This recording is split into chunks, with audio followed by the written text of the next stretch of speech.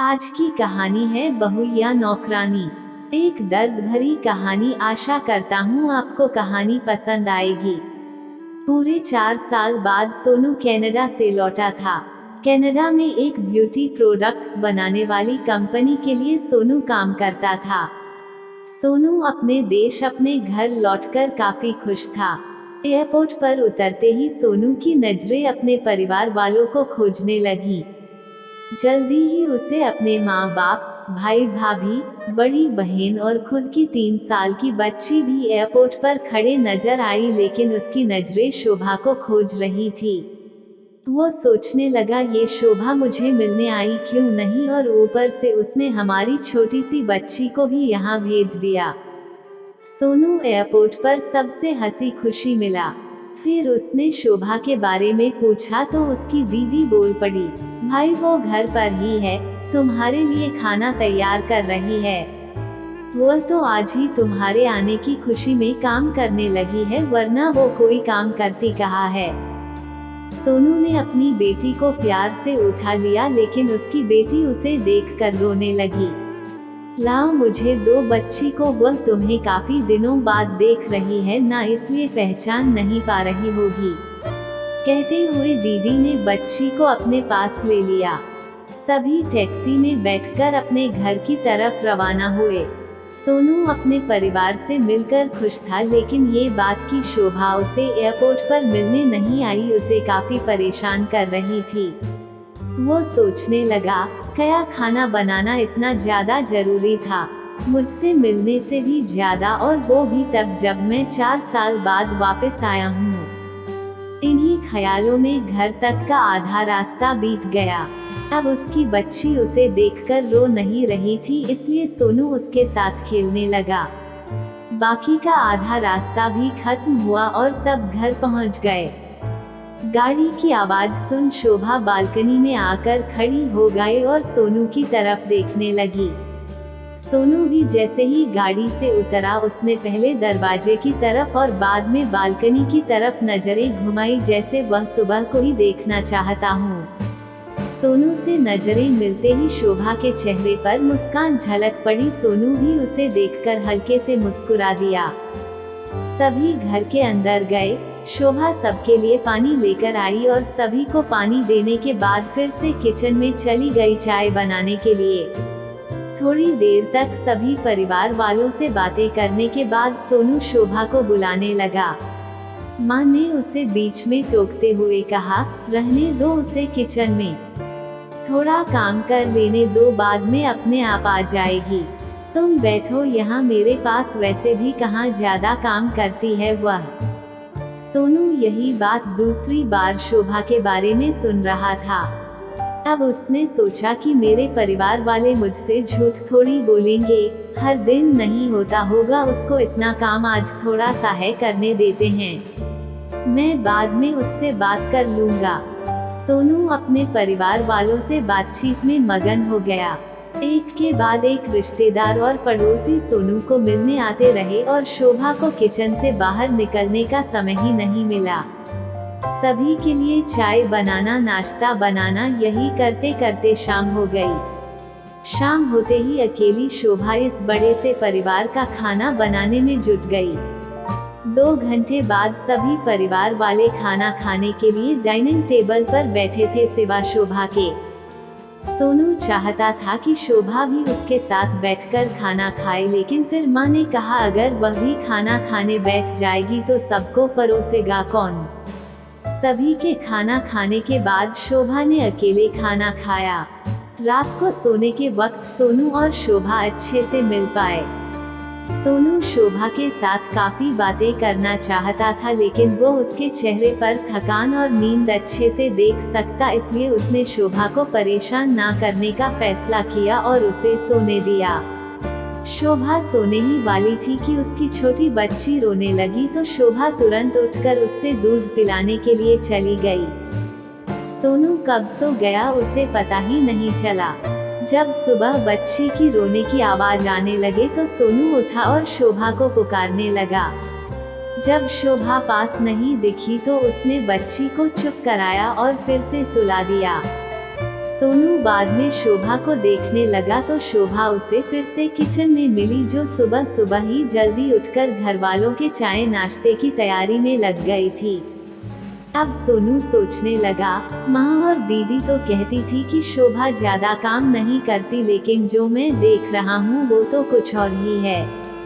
सोनू अब सब समझ गया था, पर वो अपनी माँ को ऐसा नहीं बोल सकता था कि शोभा से ज्यादा काम ना कराया करो, इसलिए अब उसने खुद ही शोभा की मदद करना शुरू कर दिया था। सोनू के हाथ बटाने से शोभा को थोड़ा अच्छा लगने लगा था। पहले जहाँ उसका चेहरा थकान से उतरा रहता था, अब उस पर थोड़ी थोड़ी चमक आने लगी थी। सोनू ने कुछ दिनों में ही ये महसूस कर लिया था कि शोभा अब वो शोभा नहीं रही थी जिसे सोनू शादी करके लाया था, वो तो कोई और थी, जो तोते की तरह बोलती थी, और ये शोभा तो बिल्कुल चुप है, गुमसुम है। ऐसा लगता है जैसे किसी के दबाव में हो, किसी डर की वजह से सहमी हुई हो। सोनू शोभा को उसके काम में और ज्यादा मदद करने लगा। सोनू का ऐसा व्यवहार अब घर वालों को खटकने लगा। घर के सभी बड़ों और उसकी दीदी ने मिलकर सोनू को समझाया, तुम अपनी बीवी की मदद करते हो, उससे हमें कोई ऐतराज नहीं है, लेकिन तुम्हें भी एक हद तक ही ऐसा करना चाहिए। जब तक कोई तुम्हें ऐसा करता न देख रहा हो तब तक सब ठीक है, लेकिन जब कोई तुम्हें बीवी के होते हुए बर्तन धोते देखे तो वो अच्छा थोड़ी ही लगता है। और सोचो, आगे चलकर शोभा को तुम्हारे हेल्प की आदत पड़ गई तो तुम्हारा अपना काम में ध्यान लगाना मुश्किल हो जाएगा। सोनू हमेशा से ही अपने परिवार वालों की बात मानता आया था। जिस तरह से सबने सोनू को समझाया था, सोनू भी उनकी बातों में आ गया। अब सोनू शोभा की मदद करने से कतराता था। कभी कभार वह बच्ची के लिए दूध गर्म कर लिया करता, उससे ज्यादा कुछ नहीं। घर वालों ने सोनू को विदेश जाने से मना कर दिया और कहा कि यहीं पर कुछ काम कर लो। सोनू ने अब घर से ही ब्यूटी प्रोडक्ट्स ऑनलाइन बेचना शुरू कर दिए। उसका परिवार भी बढ़ गया। अब उसे 2 बेटियां और 1 बेटा था। दोनों बेटियां स्कूल जाने लगी थी, लेकिन बेटा अभी भी छोटा था। जितना सोनू कमाता था उतना सबके लिए काफी न था। काफी सोच विचार करने के बाद सोनू ने यह फैसला किया कि वह अब शोभा के साथ शहर में जाकर रहेगा, जहां पर शोभा भी काम कर पाएगी और वह घर से ही अपने ब्यूटी प्रोडक्ट्स बेचना शुरू रखेगा। इस तरह से वे अपने पैसों की तंगी को पूरा करेंगे। परिवार वालों ने भी सोनू को इजाजत दे दी। सोनू चाहता था कि माँ भी उसके साथ रहे, लेकिन माँ को शहर में आना मंजूर न था। माँ बड़े भाई के साथ रहने लगी। शहर में अब शोभा नौकरी करती और सोनू घर से ही ऑनलाइन अपने प्रोडक्ट बेचता। कई साल ऐसे ही बीत गए। शोभा घर का काम और बाद में बाहर का काम करके पहले से भी ज्यादा थकी रहने लगी। परिवार वालों की सोनू के दिमाग में डाली बातें अभी भी उस पर असर करती थी। वो यहाँ पर भी शोभा का हाथ ना बटाया करता। सोनू अब दिन रात अपने प्रोडक्ट बेचने में ही मशरूफ रहता। कभी कभी शोभा उससे कहती कि मुझे अच्छा नहीं महसूस हो रहा है, मुझे डॉक्टर के पास ले चलो। वो हाँ कह देता, लेकिन अपने काम में इतना खो जाता कि कभी उसको डॉक्टर के पास ले ही नहीं जाता। बहू या नौकरानी, एक दर्द भरी कहानी, वेरी इमोशनल स्टोरी। शोभा तो बीमार थी, लेकिन एक बार सोनू बहुत ज्यादा बीमार हो गया। इतना बीमार हो गया कि उसे अस्पताल में भर्ती करवाना पड़ा।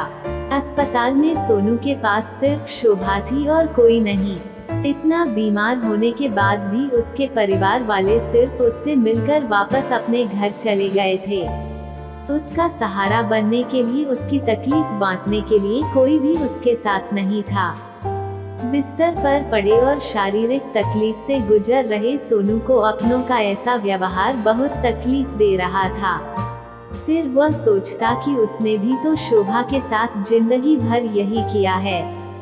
क्या वो शोभा का जीवन साथी सिर्फ नाम का ही नहीं था? जब साथ देने की बारी आती थी तो उसने दूसरों के बहकावे में आकर उससे किनारा कर लिया था। यहाँ तक कि शोभा के खुद अपने मुंह से कहने के बाद भी उसकी तकलीफ को वो नजरअंदाज करता आया था। सोनू को अब अपना दर्द शोभा के दर्द के आगे मामूली सा लगने लगा। उसके दर्द को ना बांटकर उसने बहुत बड़ा गुनाह किया हो ऐसा उसे लगने लगा। पश्चाताप के आंसू सोनू की आंखों से बहने लगे। उसने अपनी सारी गलतियों और गुनाहों के लिए शोभा से माफी मांगी। दोस्तों, जीवन साथी का मतलब होता है जीवन के हर उतार चढ़ाव में, जीवन के हर मोड़ में जो साथ दे। साथ होने और साथ देने में उतना ही फर्क होता है जितना सिर्फ वादा करने में और सचमुच वादा निभाने में होता है। दोस्तों, एक पत्नी की दर्द भरी कहानी पति के दृष्टिकोण से हमने बयां की है। इस कहानी को पढ़कर किसी भी पति या पत्नी का अपने जीवन साथी के प्रति व्यवहार सुधर जाएगा।